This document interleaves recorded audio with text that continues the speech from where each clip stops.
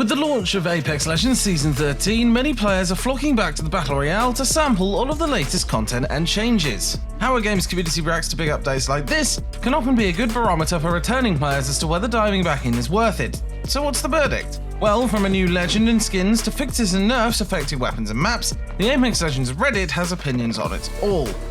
First of all, some controversial news. One of the most interesting changes enacted by the update solves an apparent long-standing issue around third-party kill stealing, with kill credits no longer unintentionally transferring from eliminated teams.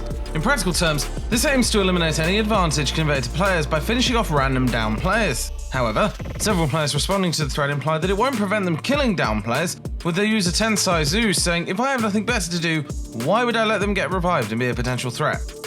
A less polarizing change that prompted some discussion concerns the out-of-bounds areas of the game's maps, which will now disable any legend abilities, weapons, healing abilities and active passives the moment that players enter them. This was quickly identified by Reddit users as a way to limit the effectiveness and essentially nerf Valkyrie, whose abilities have been used by players to exploit these areas. "I can't imagine how anyone would have issues with this change," said user LWE12345. Thanks for that great long name there. While user The Big Moofer, brilliant name, added, "Seems only logical that you can't do anything in an out-of-bounds area, but get out of it."